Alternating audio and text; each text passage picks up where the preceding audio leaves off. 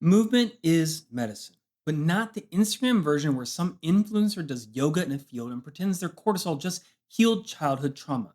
I'm talking about the kind of medicine that rewires neurons, rebuilds bone, and resets the entire metabolic engine. The kind that makes mitochondria multiply like they're late for a war they're planning to win. The fitness industry turned movement into a hashtag while people are still dying from diseases born of stillness. And CrossFit claims they'll cure metabolic syndrome with thrusters and keeping pull ups. Nice fantasy, but that's not how biochemistry works. Real movement therapy does not come from slogans, it comes from mechanical tension, cellular stress, and neural activation that flips molecular switches buried deep in your physiology.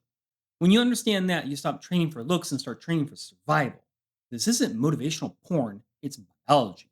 And if you can learn to use movement as the medicine truly is, you can prevent decay, slow disease, and rebuild yourself cell by cell, even when the doctors tell you it's impossible. So, forgetting the fitness fluff. This is science of how you fight for your life, one rep, one step, and one breath at a time. Let's start with a brutal fact. Humanity wasn't built for comfort. We were built for motion. Every cell in your body evolved under the assumption that you'd be chasing something, carrying something, or running from something trying to eat you. Our biology is still running on Paleolithic software. But our modern day world runs like a glitchy app that rewards stillness and punishes motion. We went from hunting mammoths to hunting parking spots, from building fires to binge watching Netflix. And we sit so long that our hamstrings are basically decorative at this point, like Christmas lights in July. And yet we wonder why chronic disease is rising faster than TikTok trends. We built a world that encourages inactivity, then acts surprised when it kills us. Comfort is corrosive. It's a slow, invisible poison that eats away at your physiology long before you feel it. Your muscles shrink, your mitochondria die, your blood sugar spikes, and then your brain loses plasticity. You don't notice it in a week, you barely notice it in a year, but give it a decade and the decay is visible in every mirror and blood panel across the Western world. And if that sounds dramatic, good, because biology doesn't care about your feelings. All right, let's dig into the science a bit more. When you stop moving, mechanotransduction, the process which cells sense and respond to physical forces, shuts down. Muscle fibers stop sending tension signals to the nucleus. Satellite cells, which repair muscle, go dormant. Your mitochondria, the little powerhouses of your cells, downregulate. Translation: your body literally starts to forget how to create energy efficiently.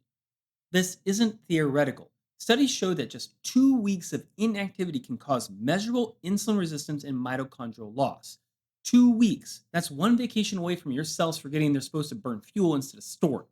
Your heart rate variability drops, capillary density decreases, and your brain takes a hit because reduced movement decreases BDNF, a molecule that keeps your neurons alive and flexible and happy. So, yes, inactivity makes you weaker, but more importantly, it actually makes you stupider. We've built a lifestyle that tricks the human body into believing it's dying, and then we medicate the symptoms of that deception instead of treating the cause. Movement is not optional, it's fundamental physiology. But then we get the next step wrong. Modern fitness culture hijacked the word movement and repackaged it as a dopamine fueled circus. We replaced natural human motion, climbing, carrying, running, squatting, with shiny machines, ring lights, and 10-minute booty burner workouts. The gym became more of a stage and not a forge. We stopped moving to survive and started moving to look busy. We've got influencers selling you mobility routines that don't understand, trainers quoting studies they never read, and entire companies pretending they've invented functional fitness. CrossFit will tell you their WODs can cure chronic disease. Meanwhile, the average CrossFitter can't maintain healthy testosterone levels or avoid a shoulder impingement for 6 months because the truth is they mixed up intensity with intelligence. Movement as medicine is not about redlining your heart rate or chasing exhaustion, it's about stimulus and adaptation. It's about restoring the communication between your muscles, your nervous system, and your hormones, the trifecta of survival. What we're dealing with today is fitness theater, entertainment disguised as exercise. It looks intense, it feels heroic, but it's biochemically useless when the only adaptation is creating burnout. If that stings, good, because the next part is where we tear down the lie completely.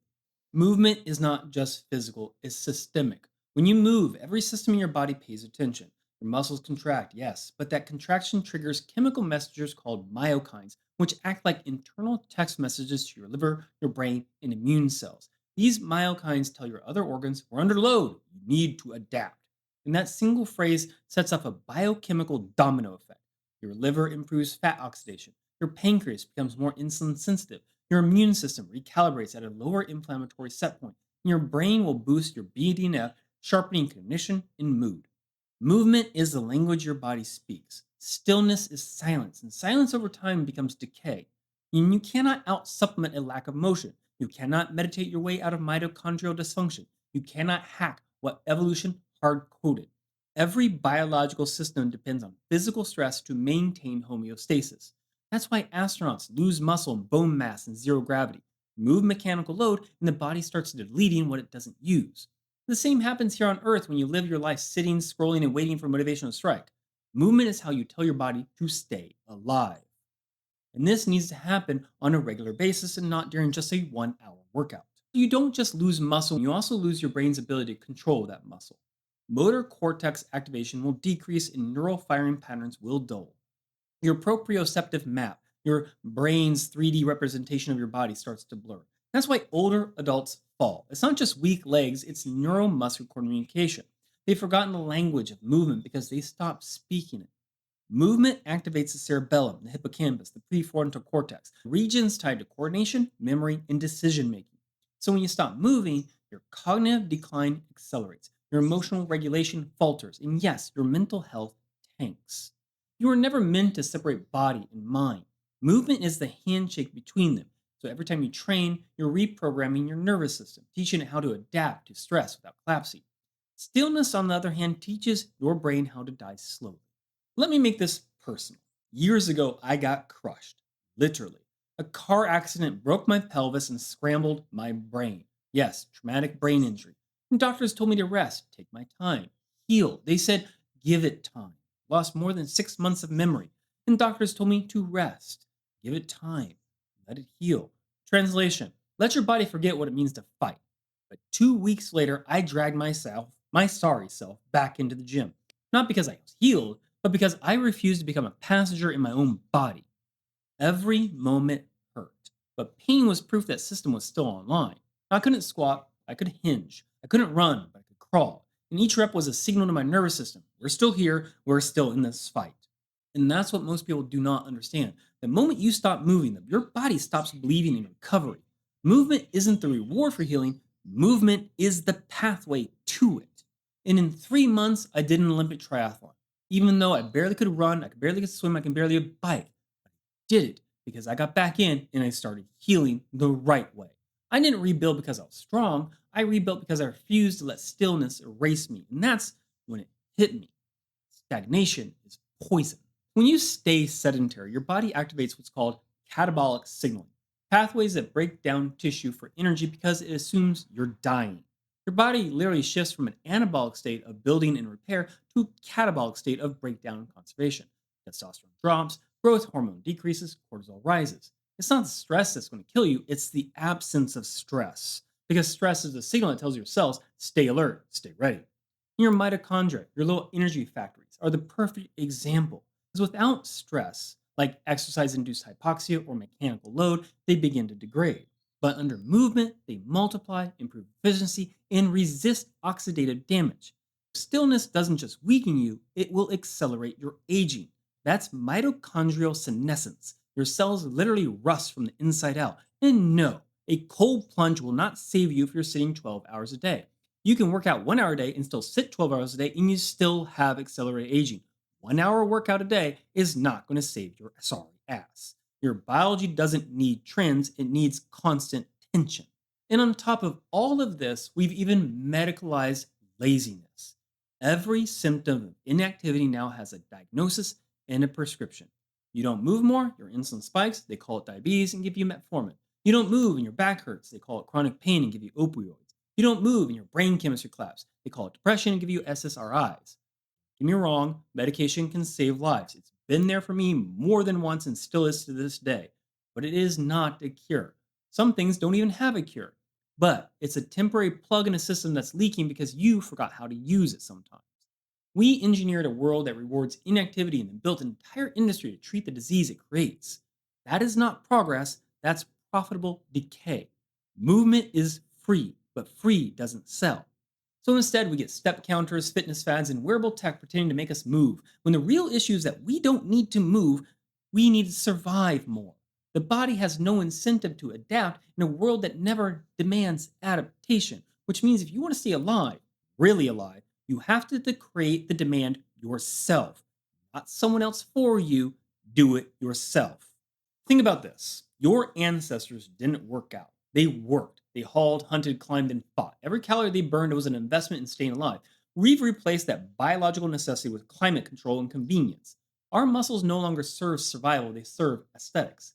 But our biology, your biology, doesn't care about aesthetics. It cares about signal. It wants to know, are we in danger? Are we growing? Are we adapting? If the answer is no, your body starts the countdown. That's the evolutionary tax of comfort. A slow shutdown of everything that makes you capable. You were built for motion, not modernity. Until you remember that, every wellness hack you try is just a band-aid on a body that's forgotten how to. Now, before you think this is just a rant about laziness, let me be clear. This isn't about guilt, it's about biology. You cannot cheat the system that built you, and that's good news because it means the same system that breaks down the stillness can rebuild through motion.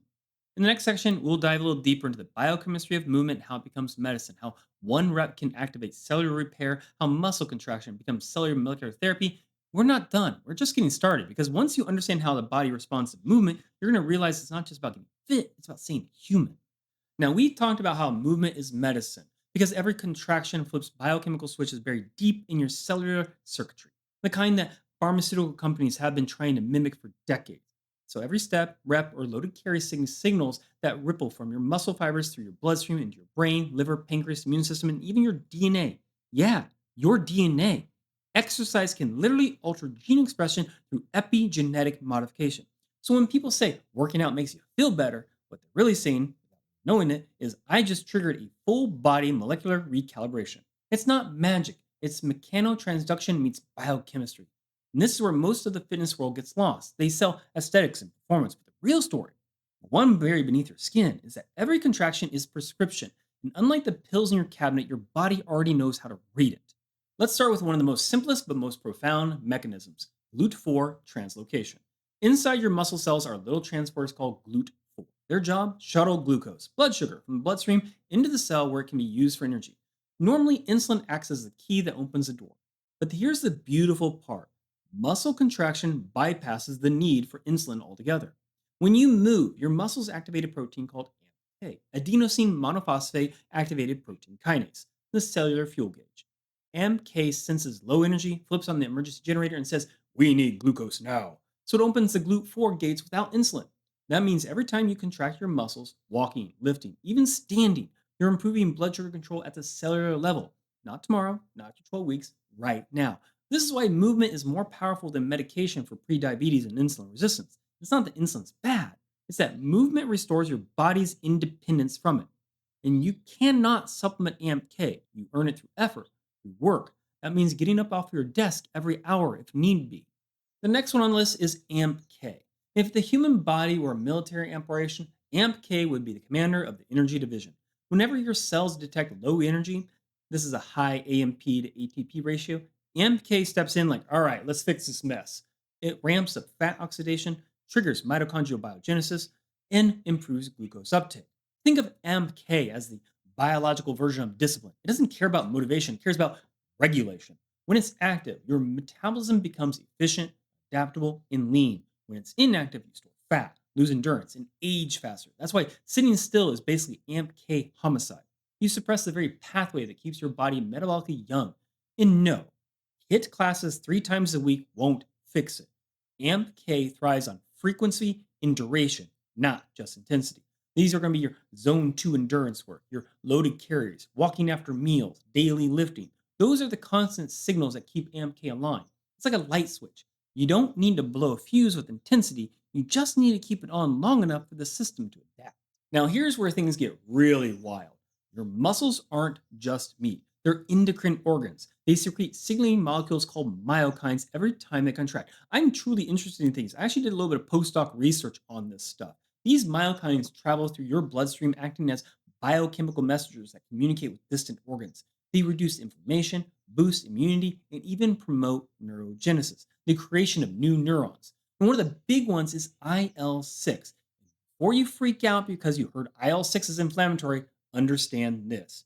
When released by muscle tissue, not your immune system, IL-6 acts as an anti-inflammatory regulator, stimulating IL-10 and inhibiting TNF alpha, two of your key immune mediators involved in chronic disease. That is a good thing. Translation is that muscle contraction literally tells your immune system to calm the fuck down.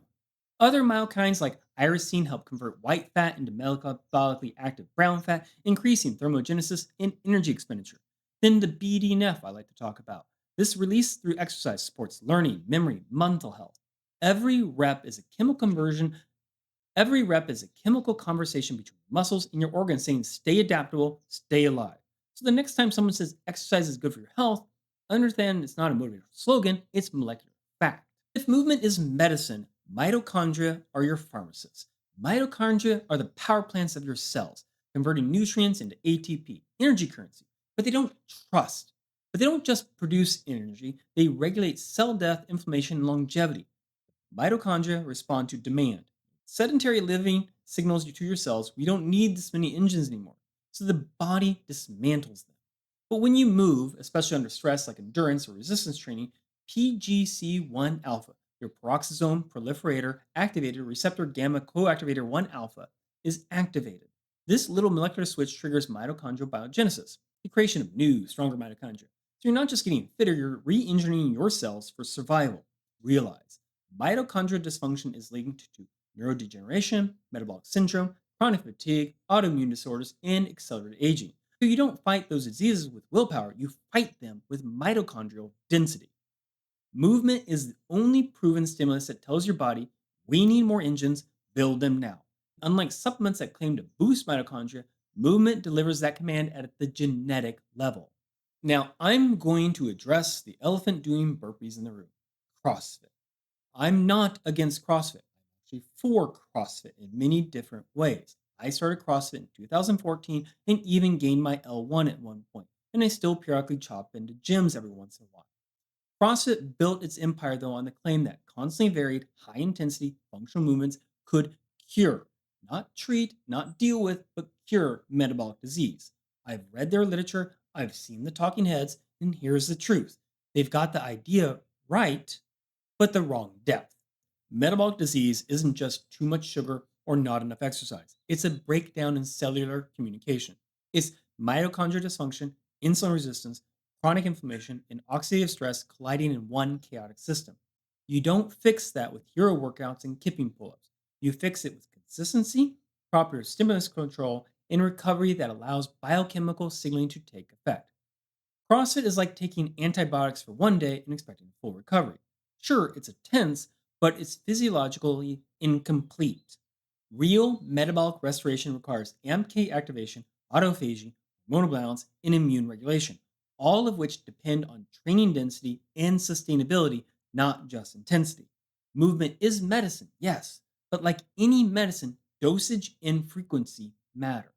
So, the hallmark of health isn't how hard you can train, it's how well your body can switch between fuel sources.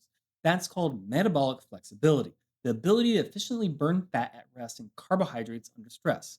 Most people today have lost that ability. They are metabolically rigid. Their mitochondria are so dysfunctional they cannot switch gears. That's why they crash after meals, feel wired at night, and panic without caffeine. Their metabolism is like a car that only runs in one gear, high revving until it breaks down. Movement can help restore that flexibility. Zone 2 aerobic training builds mitochondria that burn fat. Resistance training increases glycogen storage and glucose tolerance. And then your intermittent high intensity bursts sharpen the system's ability to shift the gears. The result is a body that can adapt to stress instead of collapsing from it. You don't need supplements or fasting gimmicks, you need movement that teaches your cells how to choose the right fuel. That's biochemical intelligence earned through effort, not bought online. Now, with any all of this, I want to make one thing clear. Inflammation is not an enemy. Chronic inflammation is. And movement is your most potent regulator of what we know. Exercise treat Exercise will trigger short-term beneficial inflammation, the kind that signals healing and adaptation. Then post training, it flips the system into an anti inflammatory recovery state. The process recalibrates the immune system, lowering levels of CRP and suppressing pro inflammatory cytokines. That's why regular training reduces risk of autoimmune conditions, cardiovascular disease, and even cancer recurrence. So you're not just getting fitter, you're retraining your immune system to stop setting itself on fire. And that's the dark irony of the modern world. We've got millions suffering from inflammation disease while the cure just sits right there inside their own body. We're talking about a whole host of range of diseases that this can help deal with. Not cure, but help deal with on a day to day basis. Now, here's where all this boils down to. Movement works because it's precise. Every form of exercise sends a specific signal to your body. So, resistance training. This is going to tell your body to preserve lean mass and bone density. Endurance work will tell the body to expand mitochondria and capillary networks. Mobility and locomotion tell the nervous system to maintain joint and spatial awareness. And high intensity bursts will sharpen hormonal responsiveness. And that's why variety matters, not for entertainment, but for systematic calibration. Each signal activates a different part of the biological orchestra that keeps you functioning. Modern exercise culture confuses randomness with variation, but your body doesn't adapt to chaos, it adapts to structured, repeated, intentional stress. That's what medicine looks like when it's written in movement instead of molecules. Now you know how movement fuels life, down to the cellular gears that keep the system turning. But this isn't just about prevention, because movement doesn't only protect, it rebuilds. It reactivates the healing machinery that modern medicine often writes off as irreversible. Broken bone. Movement signals osteoblasts to rebuild it. Torn tissue. Load triggers fibroblast alignment and collagen repair. Damaged nerves. Locomotion will rewire neural pathways through neuroplasticity. So in the next section, we'll go there. The frontier of recovery, regeneration, and the brutal beauty of how movement heals what the world says cannot be healed. Because if biochemistry keeps you alive, adaptation makes you unstoppable. Somewhere along the way, we started confusing fragility for wisdom. Every rehab office, hospital waiting room, and physical therapy clinic is filled with people being told to take it easy while their bodies are actively disintegrating. The human organism isn't designed for easy, it's designed for load. I'm not saying to walk on a snap femur or deadlift through a torn labrum, but this cultural obsession with rest after injury, that's a modern placebo for progress. You're not resting, you're rotting. Movement is the language the body understands, and stillness is the static on the line. So when I broke my pelvis in that car accident, they told me not to move for 6 weeks, to take it easy, not do anything. But I don't listen to doctors very well. Not because I was reckless, but because I understood what stillness meant. Stillness meant decay, movement meant survival and healing. It's not about bravado. I didn't jump into the gym because it was ego, it was sheer biology. I wanted to heal as fast as possible. Every structure in your body, your bones, your muscles, connective tissue, even neurons, is a system that responds to mechanical load. It's called mechanotransduction, the conversion of physical force into cellular signals. That's the bridge between physiology and adaptation. Now, let's break that down in English before someone in the comments accuses me of throwing around graduate level terms to sound smart. You lift, move, or even bear your own weight, cells deform, just slightly. That deformation triggers mechanical sensors in the cell membranes, activating signaling cascades like MAPK, PI3K-AKT, and mTOR, the same pathways involved in muscle growth, tissue repair, and bone strengthening. You want stronger bones? Load them. You want resilient tendons? Tension them. You want stable joints? Move them through under control, under pressure, and under pain tolerance. Your osteoblasts, the cells that build bone, don't wake up for Netflix and compression socks. They respond to impact, tension, and strain. That's why astronauts lose bone density in zero gravity. It's also why old age and bed rest are so deadly. Gravity becomes the missing medicine. Now, while fitness culture obsesses over muscle fibers and macros, fibroblasts quietly rebuild the entire scaffolding of your body. These little architects weave the collagen matrix that gives structure to tendons, fascia, and ligaments. And just like osteoblasts, fibroblasts don't activate through positive thinking. They need tension, mechanical strain to start laying down new fibers. That's why light, progressive movement heals better than static rest. Immobile tells fibroblasts, we're done here. Controlled stress tells them, time to reinforce the fortress. So when you start loading tissue post injury carefully, deliberately, you're literally sending fibroblasts an engineering blueprint. They get the memo and start building new collagen aligned with the direction of stress. If you rest too long, that collagen forms in chaos. You don't heal strong, you heal scarred. Now, let's talk about circulation, lifeline of recovery. Blood flow isn't just delivery, it's communication. When you move, you trigger angiogenesis, the growth of new blood vessels. That means more oxygen, more nutrients, more immune cells when they're needed most. Movement pumps the lymphatic system, flushes out waste, increases the delivery of growth factors like VEGF and IGF-1. Without that constant mechanical pumping, inflammation stagnates and healing slows to a crawl. You can ice, compress, and elevate all you want, but if you're not moving, you're not circulating the real medicine you need. Now, here's where also people underestimate the power of movement. It doesn't just rebuild the body, it can reprogram their brain. So when I suffered that TBI, it wasn't just my pelvis that needed rebuilding, it was my wiring. My proprioception was off, my balance was wrecked, my focus felt like trying to read through fog. I had a hard time memorizing even the basic things. You cannot meditate your way out of a scrambled cortex. You can move your way through it. Movement activates neuroplasticity, the brain's ability to create new neural connections. Every step, lift, or reach signals neural networks to reconnect and recoordinate. It's literally the brain remapping itself in real time. Think about it. When a stroke survivor relearns to walk, it's not because the dead brain tissue magically revives, new neurons take over the job. Movement is a spark that trains them to do it. That's why physical therapy works when it's progressive, not passive. You're not just teaching the body to move again, you're teaching the brain to believe again. The modern recovery industry has become a church of fragility. Its gospel, listen to your body, which usually translate to never challenge it. Let's call it what it is, a culture of fear marketed as self-care.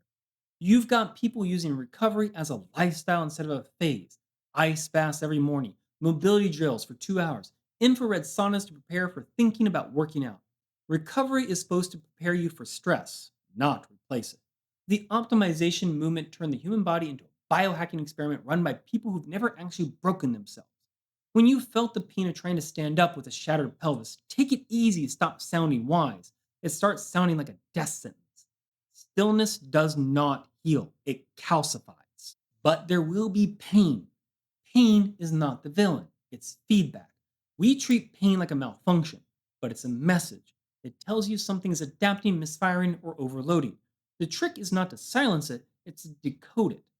Pain during injury is protective. Pain during healing is instructive. When you push it into controlled discomfort, you're re educating your nervous system, teaching it what's safe, what's functional, what's growth. And you don't learn that from a therapist clipboard or fitness app. You learn it from trial, error, persistence, from the language of load. We'll come back to how this pain to progress translation rewires your brain chemistry in the next session when we talk about movement and immunity. Because pain and inflammation are two sides of the same biological coin, and both can be trained to serve you, not break you. With all this in the recovery industry, there is a myth of time heals all. And that is a massive myth we need to kill. What really heals is adaptation. Time without stress equals atrophy. That's not philosophy, that's thermodynamics. Entropy eats at every living system unless you resist it. Your muscle fibers don't know what a calendar is. They know load, frequency, signal. You don't recover from a broken bone because 6 weeks pass. You recover because your body keeps remodeling it under the right dose of mechanical and metabolic stress. When you do nothing, nothing happens. When you move, even in small, imperfect ways, biology responds like it's been waiting for orders. That is why I dragged myself in the gym 2 weeks after my accident. I wasn't trying to prove something, I was giving my cells a reason to keep fighting. Because load is a language. Every time you move, your body is listening. The question is, what are you saying to it? You can't tell it we're dying by staying still. You need to tell it we're rebuilding by applying load, tension, and movement in small, deliberate doses. This is where science meets instinct. Your cells don't care about your motivation, they respond to signal strength. You send that signal through effort. The body doesn't just heal what's broken, it overcompensates too. That's called the supercompensation effect. You get stronger than you were before if you keep applying the right kind of stress at the right time. It's why scar tissue can become tougher than the original tissue. It's why healed bone can be denser than unbroken bone. The body doesn't return to baseline, it builds new baselines. So, what you're doing is changing your hormesis. The principle in biology called this a little stress makes you stronger. Too much will also kill you. Exercise, heat, cold, fasting, they all work on the same curve. The poison is in the dose. Movement is no different. Controlled mechanical stress tells your body to adapt. Uncontrolled trauma tells it to shut down. And there's a razor edge you walk when you're rebuilding. Too little, you decay. Too much, you regress. But find that middle ground, and your physiology will reward you with repair mechanisms that no pill on earth can match. Hormetic stress increases antioxidant defenses, DNA repair enzymes, and mitochondrial efficiency. In short, movement literally reprograms your body's software for survival.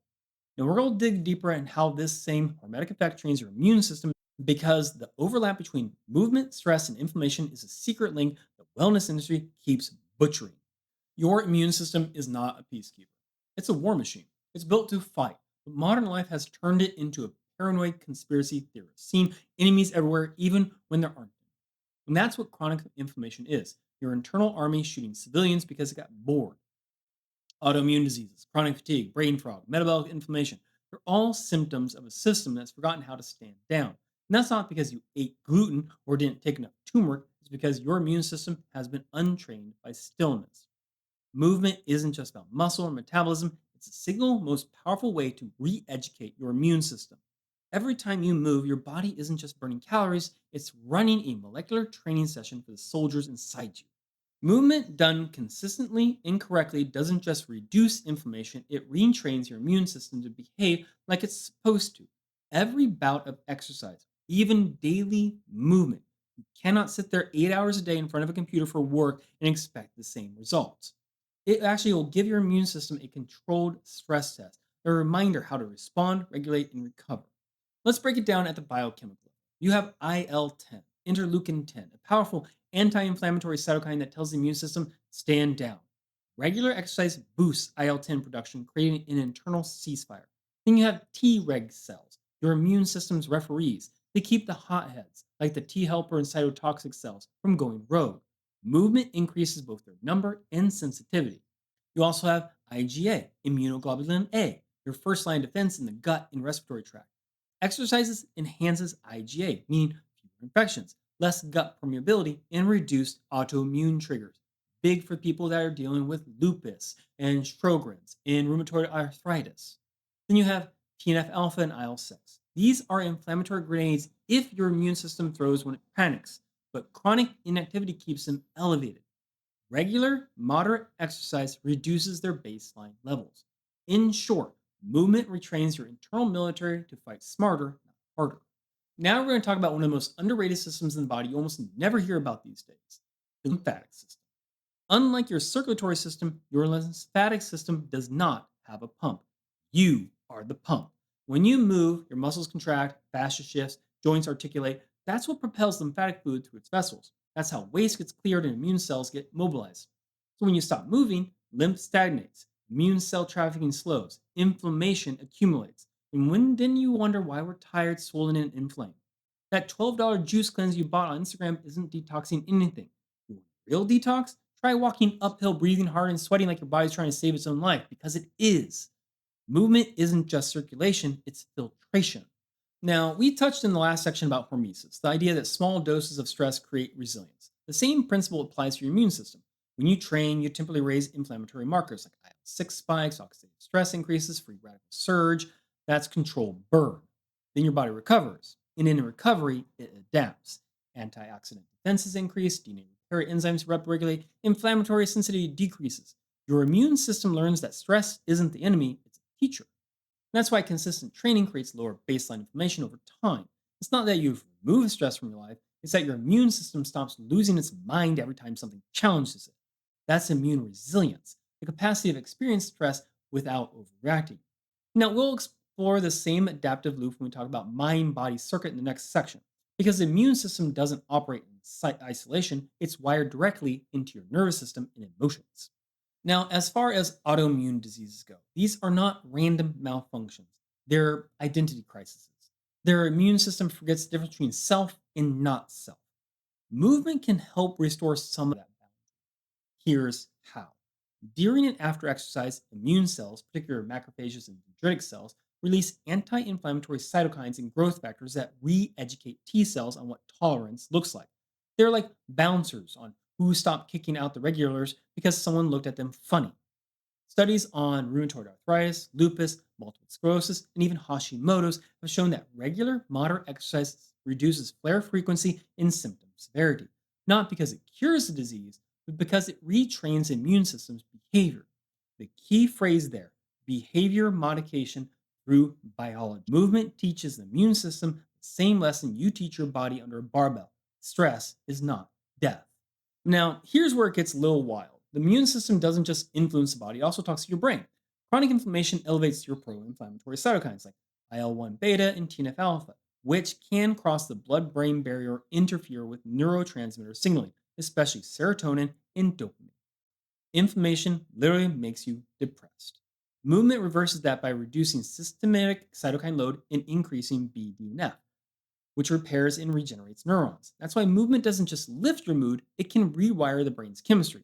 So when people say exercise helps depression, that's not self help, it's immune neurobiology. Movement modulates your immune and nervous systems in real time, calming both the body and the mind. But there's also a problem because you can easily romanticize the grind. You can overdose on the medicine. Overtraining doesn't make you stronger, it makes you systematically inflamed. Chronic cortisol elevations can suppress your immune function if you're doing too much, which will then reduce lymphocyte counts and impair tissue repair. Athletes who push past recovery often find themselves in a paradox. Strong muscles, weak immune system. That's because inflammation without restoration becomes chaos. Balance doesn't mean softness, it means strategy. You can stress the system, then feed it, rest it, and let it adapt. That's what makes the difference between resilience and breakdown.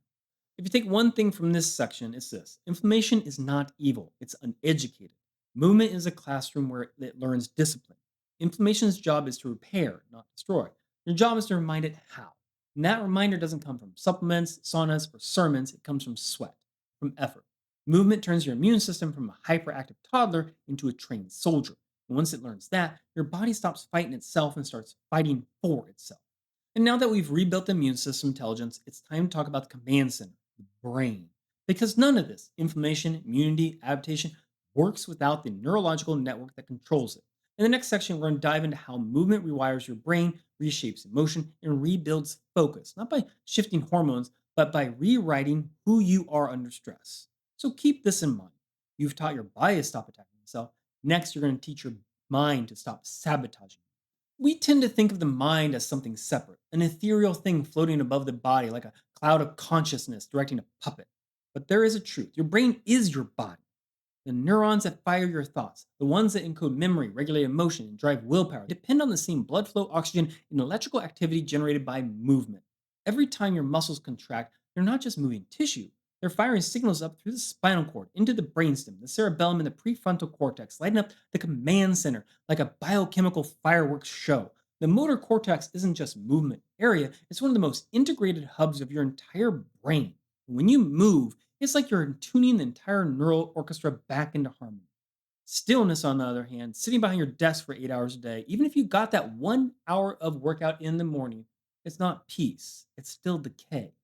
It's like leaving a machine running idle for 8 hours a day. Circuits can still corrode, synapse weakens, neurochemical flow slows to trickle. Depression, brain fog, anxiety, these are not just mental issues, they're metabolic, inflammatory, and neuroplastic problems, and movement is the ignition key to restoring them. Consistent, constant, daily, even hourly. Now, don't get me wrong, I'm going to cut through a bit of this noise. Movement is not like an antidepressant, it is one. And not some weak placebo version. Every step, every rep, every drop of effort triggers a cascade of neurochemistry that pharmaceutical companies spend billions trying to replicate. So when you move, your muscles release myokines. We've just talked about these things, signaling proteins across the blood-brain barrier and upregulate your BDNF. The BDNF is the fertilizer of your neurons. It strengthens synapses, stimulates neurogenesis, and repairs the micro damage caused by chronic stress. Simultaneously, movement increases dopamine and serotonin, the neurotransmitters of reward and balance. That runner high people always talk about, that's adrenochem, natural mood stabilizer your body makes when you move with intensity and purpose. But there's a key to all this. It's not the movement alone that matters, it's the effort. Your brain responds to challenge, to stress signals that demand adaptation. It's why the best antidepressant isn't a walk in the park. It's the moment your lungs burn, your muscles tremble, and your nervous system realizes you're not broken, you're alive. So when someone tells you they're too tired to move because they're depressed, they've got the equation backwards. You're not too tired to move because you're depressed because you're not moving. You see, movement activates the hippocampus, the brain's learning and memory system, through that increased blood flow and BDNF signaling. Regular training increases hippocampal volume, meaning your brain literally grows stronger, more connected, and more capable of emotional regulation. Movement also reduces cortisol, the chronic stress hormone that shrinks neural tissue and impairs memory. But unlike meditation alone, exercise teaches the brain to handle stress, to spike cortisol when needed and shut it down when not. This is metabolic flexibility, but for your mind. The same way a well trained athlete can switch between fat and carbs for fuel, a well trained brain can switch between stress and calm, drive and rest, fight and focus. And perhaps the most overlooked system of all in all this is the cerebellum, often dismissed as just the balance system. In reality, it's a core hub of emotion, regulation, and cognitive coordination. Every time you perform complex movements like kettlebell snatches, deadlifts, trail runs, you're wiring precision, emotional stability, and focus into the same circuits that govern thought and decision making. Movement is mental training. Going back to the car accident I use as an example for most of this, and how they prescribed rest after my TBI, and I was dealing with memory gaps and vertigo. That's why I dragged my body back into the gym, limping, dizzy, half functional. But I knew if I stayed still, I'd lose more muscle. I'd lose myself in the end. I was dealing with mental health issues. What they don't tell you about brain injury is that your neurons are desperate for input. Movement stimulates neuroplasticity, the process where your brain rewires itself to compensate for damage. Each time I picked up a dumbbell, I did a modified row. I forced myself to balance or to strain to stabilize under load. I wasn't just training muscle, I was teaching my brain to find new routes, build new circuits. Movement is what tells your nervous system we're still in the fight. Slowly, neuron by neuron, I came back online. My focus sharpened, my coordination returned, and the fog lifted. It's not luck, that's physiology. The brain heals through use. The moment you challenge it, physically, neurologically, emotionally, it will adapt, but only if you move. Building off of that, it really does get more and more interesting. The more the science gets bigger and badder, it gets almost damn poetic. Movement doesn't just improve mood, mood drives more movement. When you train, you flood the body and brain with neurochemicals that make movement feel rewarding. Dopamine reinforces the behavior, serotonin stabilizes, BNF ensures the neural wiring for the behavior becomes stronger over time. This is neuroplastic feedback. The more you move, the easier it is you want to move. And it works both ways. Depression breaks the loop. You feel bad, so you don't want to move. You don't move, so you feel worse. The trick isn't wait until you're motivated. The trick is to move first, because the act of movement generates the motivation biochemically. So it's not a mindset problem, it's a metabolic one. You cannot think your way out of metabolic collapse. You have to move your way. One of the most underrated effects of movement is on cognition, focus, creativity, learning. There's a reason some of the greatest thinkers, Nietzsche, Darwin, even Steve Jobs, were obsessive walkers. Movement increases cerebral Movement increases cerebral perfusion, blood flow to brain, while triggering low level stress signals that sharpen attention. In neuroscience terms, it's called transient hypofrontality, the temporary quieting of the prefrontal cortex that allows subconscious processing to take over. In simple terms, when you move, you think clearer because your brain shifts from analytical overdrive to integrated awareness. That's why ideas come mid run, mid lift, mid effort. Movement doesn't distract you from thought, it liberates it. The body and the mind are a single circuit, and when the circuit flows, cognition amplifies. You can read 100 self help books about focus, or you can just go sweat for 20 minutes and watch your brain turn back on. So here's where we loop forward. We've covered movement as metabolic medicine, immune regulator, and healer of broken tissue. Now you see it's also the most powerful psychological tool ever built into a human system. But there's a question. If movement rewires the brain, regulates the immune system, rebuilds tissue, and rebalances metabolism, what happens when you design your life around that principle instead of fitting it into as an accessory? And that is what we're tackling next. How to turn movement as medicine into a lifestyle prescription for lifelong adaptability, because this isn't about training harder, it's about training human. You don't move because you're healed, you move to become healed. Once you understand that, there's no going back to stillness. Let's stop pretending that fitness is complicated. The body operates on principles, not trends. The formula for movement as medicine is brutally simple: frequency, intensity, recovery, variety. You cannot hack biology. You cannot buy resilience with a supplement. You earn it through repeated stress and adaptation cycles that literally rewire your cells. The body doesn't care if you're doing CrossFit, Pilates, or caveman rock carrying. It only cares about the signal you send. And whether that signal is strong enough, frequent enough, and varied enough to demand adaptation without collapse. Think of your body like a biochemical symphony. Frequency is the rhythm, how often you send that signal. Intensity is the volume, how loud that signal shouts. Recovery is the silence between the notes where growth and repair occur. And variety, that's the instrumentation. Without it, the song gets repetitive and your biology stops listening. Movement medicine works best if it's dynamic. Dosage determines effect. Too little, no change. Too much, toxicity. That sweet spot, that's the edge of your capacity, the place where you flirt with breakdown but never cross into it. That's where healing and adaptation live. Starting off with strength training, the backbone of biological youth. If you want the most potent drug in the world for reversing aging, it's not resveratrol, NMN, or whatever overpriced longevity snake oil this internet is pushing this week. It's mechanical tension. It's the act of picking something up heavy and forcing your muscle fibers to adapt. Strength training isn't about vanity, it's about survival. Every rep sends an anabolic signal through mTOR, IGF-1, and mechanotransduction pathways telling your cells to preserve lean mass, reinforce bone, and maintain insulin sensitivity.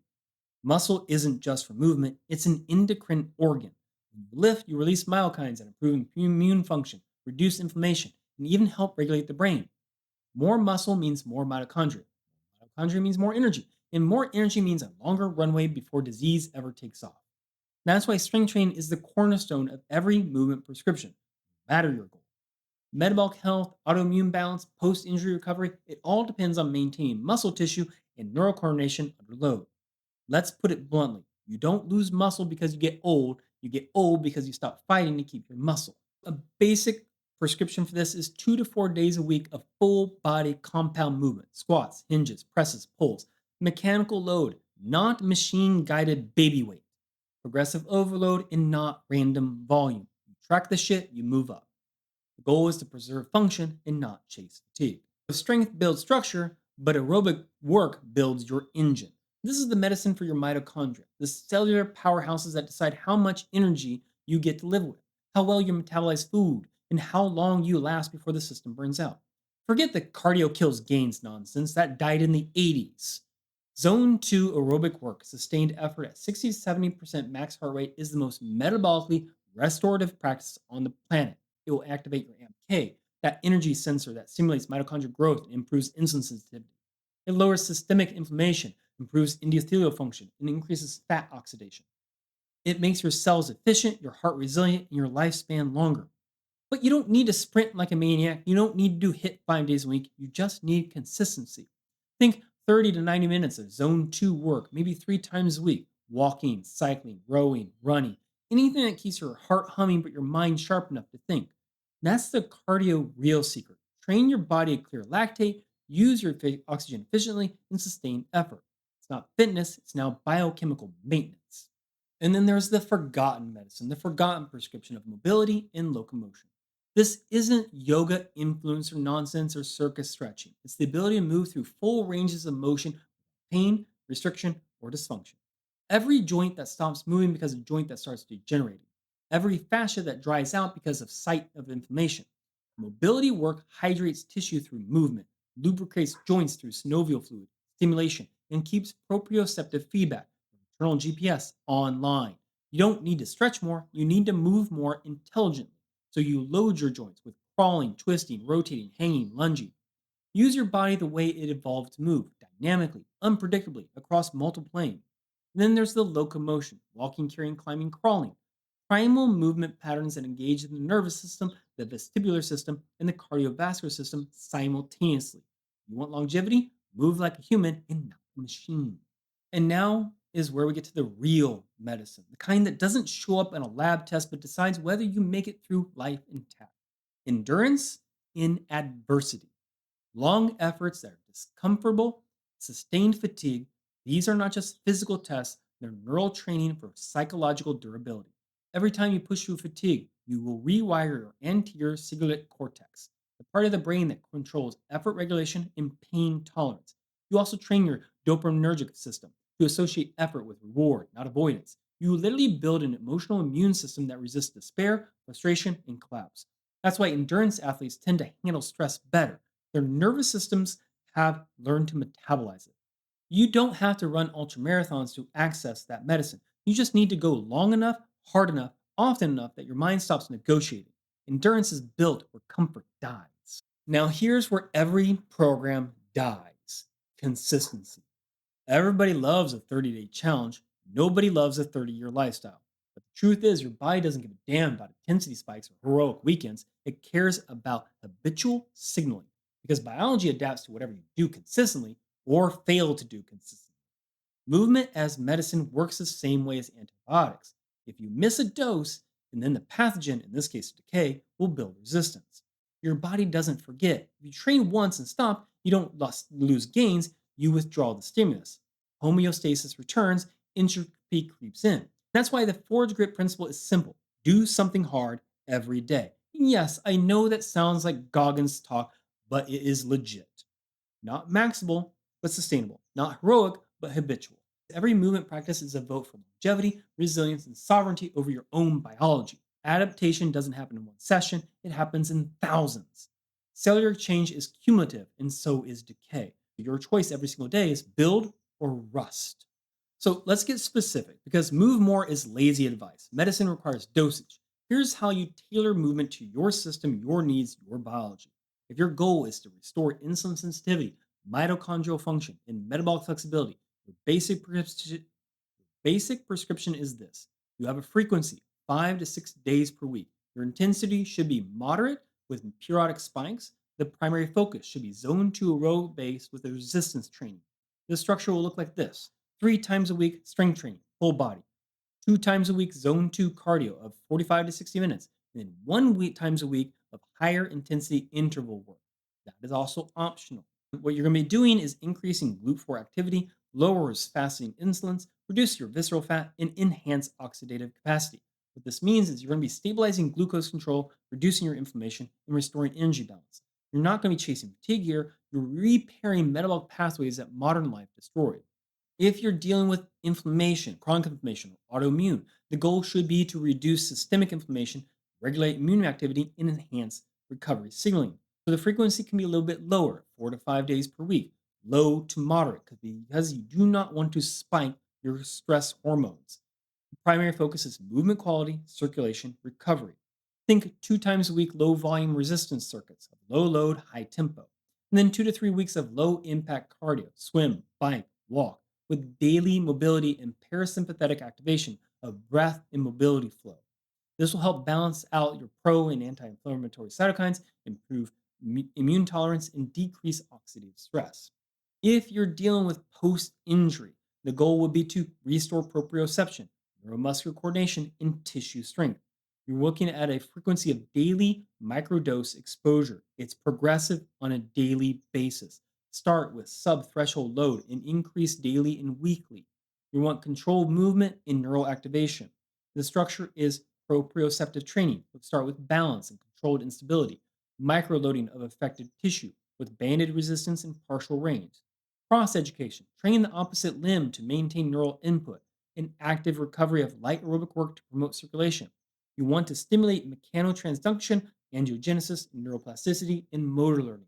This will help with faster tissue remodeling, improve neural drive, and reduce fear of movement. Yes, that is a legit thing. You will be afraid to move it. This is where movement becomes intelligent rebellion, not pushing recklessly, but reteaching your nervous system that it's safe to move again. Look, movement isn't a cure all for anything. It won't magically erase disease or reverse decades of neglect overnight. But here's what it will do: it will prevent decay, restore function, and give you control back over your own biology. That's sovereignty over your own life. Because every chronic condition, from metabolic syndrome to autoimmune flares to neurological decline, share one common feature: stagnation. Movement doesn't always cure disease, but it will stop the slide into dysfunction. And that, for most people, is the cure. You cannot negotiate with entropy, but you can outrun it, outlift it, and outlast it. But medicine only works if you take it. You can listen to all the podcasts, read all the research, watch every fitness influencer preaching about optimization. None of it matters if you don't move. The prescription is simple: do it every damn day, and every hour on the hour if you need to. No excuses, no overthinking, no waiting for motivation. Movement isn't punishment, it's permission to live. You don't get discipline by talking about it. You build it by showing up, by doing reps in the gym, in life. And in the moments when your body whispers rest, your mind will say, not yet. Because every time you move, you tell your biology, I'm still here, I'm still fighting. That's medicine.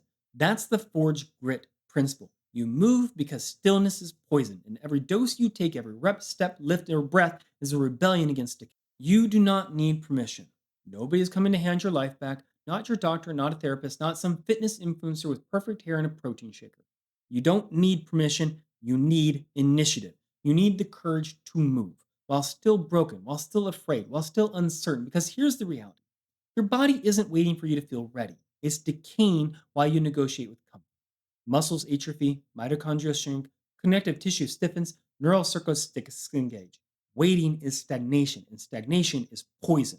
You don't get better by being perfect. You get better by starting, by picking up your body as flawed as it is and demanding it to participate in its own survival. The first step after a setback, a surgery, an accident, a depressive episode is more powerful than 1,000 perfect workouts done out of convenience. It's not about heroics, it's about reclamation. Every inch forward is medicine. Every rep is therapy. Every breath under strain is reaffirmation that you refuse to be defined by injury, illness, or limitation. So many people think healing means returning to the person you were before the trauma, before the disease, before dysfunction. That's a comforting lie. Biology doesn't work like a rewind button. Life doesn't allow you to reset. Healing is forward motion, healing is transformation. The body, mind, and spirit respond to stress and adaptation, not comfort and repetition. Every step you take in adversity, each movement you force through fatigue or fear doesn't return you to the old version of yourself, it creates a new one. When I limped into the gym post pelvis fracture and TBI, I wasn't trying to get back to being 25-year-old me. I was forging the next iteration, stronger, smarter, more durable, and more capable of surviving anything biology or life ever threw me. That same was when I was a child dealing with asthma, or even now dealing with the disease. Movement is the forge. Pain is the hammer. Fatigue is the fire. You walk out the other side not healed in the old sense, but forged. Movement isn't a destination, it's a crucible. The person you become is the product of consistent, deliberate, and courageous motion. I'm not going to sugarcoat it. Movement while broken is uncomfortable, intimidating, and often frightening. The first few steps post injury, post fair, post burnout, post depression, they feel unnatural. Your body will protest, your mind will negotiate. This is not weakness, this is biology reasserting itself. Movement under these conditions is what teaches resilience. It strengthens your nervous system, your muscles, and your mind that survival is active. Stillness signals decay, motion signals life. Every time you move while broken, you're telling your biology, I refuse to be defined by limitation. I refuse to be stagnant. I choose adaptation over comfort. That gets us to the core of the forged grit method: sovereignty over your program, your biology, your life. No one can force you to move. No app, influencer, business, or medical professional can instill the discipline you need. It's yours to claim. Discipline is forged through action, grit is built in repetition, sovereignty is achieved in the moments you choose to show up, even when the body protests, even when the mind resists, even when the outcome is uncertain. Every time you move despite fear, pain, or fatigue, you are writing your own prescription. Every time you refuse comfort and embrace challenge, you are reaffirming the truth. You are the agent of your own health. You are the author of your own resilience. You are forged in motion. The closing truth in all of this is simple, brutal, beautiful. You don't move because it's easy. You don't move because it's safe.